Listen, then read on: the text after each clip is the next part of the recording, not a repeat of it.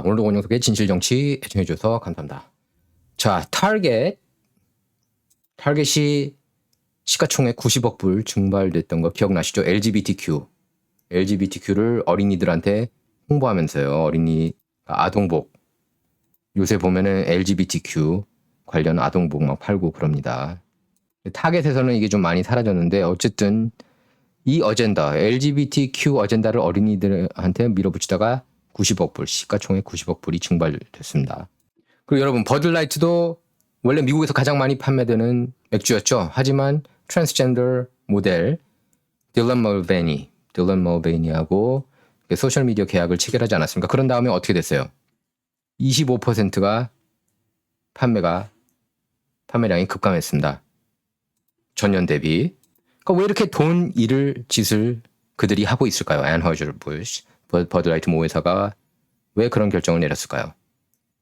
여러분께서 먼저 ESG에 대해서 아셔야 된다. ESG, Environmental, Social and Corporate Governance라고 할 수가 있는데요. 그러니까 환경, 사회, 기업, 지배구조를 뜻합니다.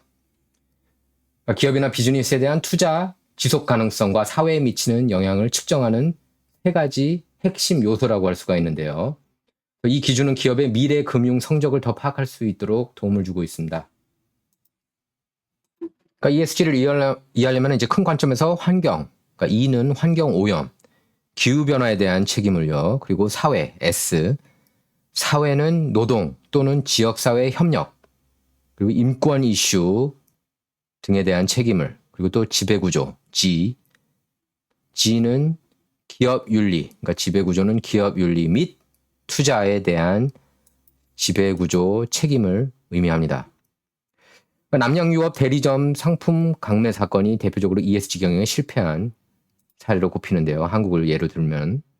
이제 문제는 ESG를 점수로 매겨서 기업들한테 점수를 매겨서 평가한다는 겁니다.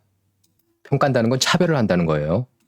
먼저 유엔이 2006년에 PRI, Principles for Responsible Investment를 제정했습니다. 책임 투자를 위한 원칙 정도라고 해석할 수가 있겠습니다. 자, 그러면은 PRI는 무엇이냐? PRI는 투자가가 환경, 사회, 그 다음에 정치 요소를, 정부 요소를 투자 결정에 통합할 수 있는 방법을 설명하는 6가지 원칙이라고 할 수가 있겠습니다. 그래서 전 세계 3,000개 기업이 여기에 동의하겠다고 서명을 했고요. 이 3,000개 기업 자산 가치는 총 4조 달러나 됩니다. 자, ESG 그리고 PRI에는 이걸 이끌고 있는 주체는 UN이라고 할 수가 있겠습니다. UN. UN이 도대체 미국 기업하고 뭔 상관이 있느냐? 글로벌 기업이 많아지면서 상관이 있게 됐죠. UN은 그래서 자본 흐름에 영향을 미치고 국제법을 제정할 수 있는 권한을 지니게 됐습니다. 좋든 싫든 지금 현재 상황이 그렇게 됐다는 걸 말씀드리는 거예요. UN은 세계은행 그리고 국제통화기금에도 영향력을 행사하죠. 자, 그렇다면 누가 UN을 컨트롤할까요? 비정부기구가 UN을 컨트롤한다고 합니다. 전 세계에서 가장 큰 비정부기구 NGO 는 이제 Amnesty International도 있고요. Doctors Without Borders가 있습니다. WWF 세계 자연기금이 있습니다. Oxfam도 있고요. Save the Children도 있습니다.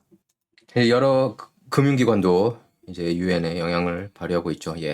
액사를 비롯해서 BNP Paribas, 도이체뱅크, HSBC, ING 등이 있습니다. 재단 중에서는 Ford Foundation, 록펠러 재단, 윌리엄 플로라 휴릿 파운데이션 등이 있습니다. 그리고 역시 빌 앤 멜린다 게이츠 파운데이션이 있습니다. 그리고 또 우리의 친구 조지 소로스가 이끄는 오픈 소사이티 파운데이션이 있고요. 그래서 이들이 LGBTQ 어젠다를 푸시를 합니다. 세차게요. 조지 소로스 같은 경우에는 오픈 소사이티에 자기 돈 32억 달러를 쏟아부었습니다. 320억 달러를 쏟아부었어요. 자, 여러분이 생각해도 상식적으로 이해가 안 가지 않습니까? 왜 버드라이트?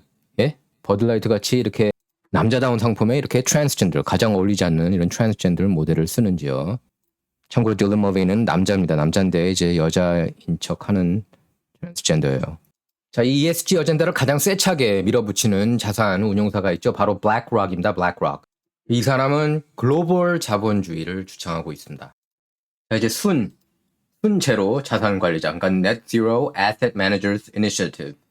순제로 자산 관리자 이니셔티브가 2020년 12월 30일 출범을 했는데, 12월에 이제 출범을 했는데요. 30명의 초기 서명자가 있었습니다. 서명자 그룹이요. 2022년에 그 30개 그룹이 291개 그룹으로 늘어났습니다. 이들이 보유하는 총 자산만 66조 달러에 이릅니다. 전 세계 글로벌 자산이 400조 달러라는 것을 감안하면 60조 달러가 얼마나 어마어마한 영향력을 행사하는지 알 수가 있습니다. 그래서 많은 기업이 ESG 어젠다에 반대를 하지 못하는 겁니다. 자, 그래서 여러분께서 꼭 아셔야 되는 기업이 있어요. 자산운용사. 가장 중요한 건 블랙록 이고요. 스테이트 스트리트 그리고 밴가드가 있습니다. 자, 이게 가장 중요합니다. 블랙록, 밴가드, 스테이트 스트리트 이 세 개의 자산운용사 중 한 곳이 S&P 500 기업 중 88% 최대 주주입니다. 그러니까 S&P, 다시 설명하자면 S&P 500대 기업 중에서 88%가 블랙록 아니면은 밴가드 아니면은 스테이트 스트리트가 최대 주주입니다. 이 세 회사가요, 아까 얘기한 블랙록, 밴가드, 스테이트 스트리트 이 세 개 회사가 전체 ETF 자산 약 4조 달러 중 80%를 관리하고 있습니다. 엄청나죠? 여기 이제 바로 기후변화 어젠다이기도 하죠. LGBTQ뿐만 아니라 기후변화, 메인스트림 미디어도 이제 여기 같이 간다고 볼 수 있겠는데, 기후변화 노래 부르지 않습니까? 뭐 탄소 배출하면 안 된다, 뭐 그린 에너지, 뭐 이렇게 얘기를 하죠. 이미션 줄여야 된다고. 근데 이건 블룸버그에 따른 건데요. 블룸버그에 따르면은 S&P 500 기업의 155개 ESG 업그레이드 기업 중 실제 배출량 감소를 요인으로 꼽은 기업은 단 한 곳에 불과했습니다. 쇼라는 거죠. 여기에 다들 속고 있는 겁니다. 그래서 이렇게 설문조사를 했는데요. 지난 12개월 동안 귀사는 직장 내 다양성, 형평성, 포용성을 증진하기 위해 노력한 적이 있습니까? 이렇게 질문했어요. 고용주 94%가 그렇다고 대답했고, 근로자 74%가 그렇다고 대답을 했습니다. 2021년만 해도 32%만 근로자들에게 DEI 트레이닝을 한다고 그랬는데 벌써 그렇게 급증을 한 거예요. 그래서 미국의 이제 DEI 그리고 CEI가 테이크오버를 완전히 한 건데요. 미국 기업들을. 아까도 얘기했지만 DEI, Diversity, Equity and Inclusion, 다양성, 형평성, 포용성을 의미합니다. 겉으로 들을 때는 이제 그럴싸하죠. 그러니까 뭐 소수계 인종 챙겨주자. 주로 이제 흑인 많이 이제 얘기를 하는 거고요. 그리고 LGBTQ 챙겨주자. 뭐 이런 의미입니다. 여기서 인종에서는 한인 아시아는 포함이 안 되어 있는 거예요. 사실상. 예를 들어 뭐 affirmative action 같은 경우는 이제 흑인들 많이 도와주는 그런 시스템이라고 할 수가 있겠고. 자, CEI는 Corporate Equality Index인데요. 기업 평등 지수를 말합니다. 그래서 CEI를 보면은 이거죠. 레즈비언, 게이, 양성애자, 트랜스젠더, 퀴어 직원과 관련된 기업 정책, 관행, 복리후생에 대한 전국적인 벤치마킹 툴입니다. 자, 여러분 링크드인 잘 아시죠?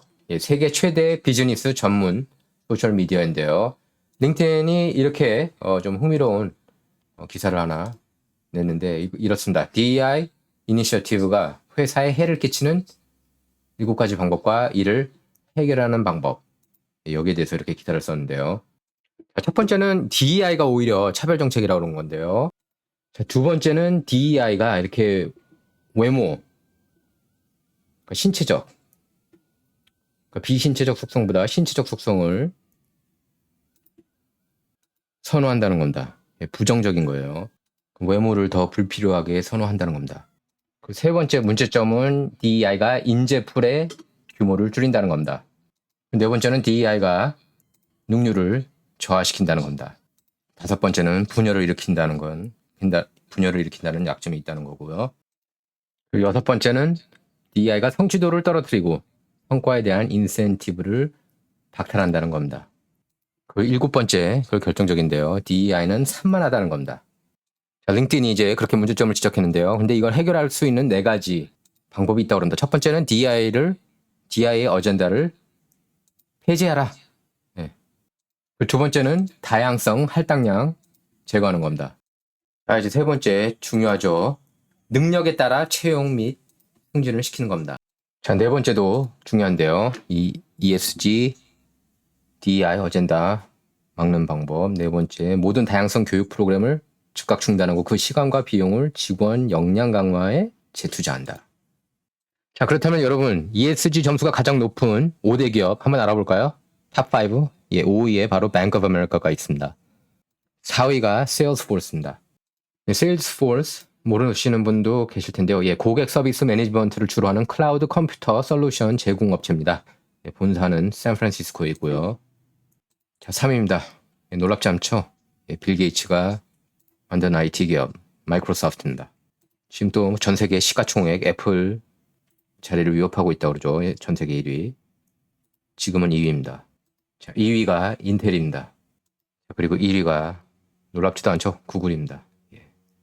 유튜브 모기업이기도 하죠. 알파벳. 그래서 타겟이 자녀들에게 LGBTQ 관련 상품들을 팔면서 90억 달러나 잃었지만 왜 그런 비즈니스 할 수밖에 없었는지 여러분께서 이제 이해를 하실 겁니다. 그리고 버드라이트 모기업 애너허저부시가 157억이나 잃었습니다. 트랜스젠더 모델하고 계약한 뒤로. 진정 이번 방송은 여기서 마치도록 하겠습니다. 감사합니다.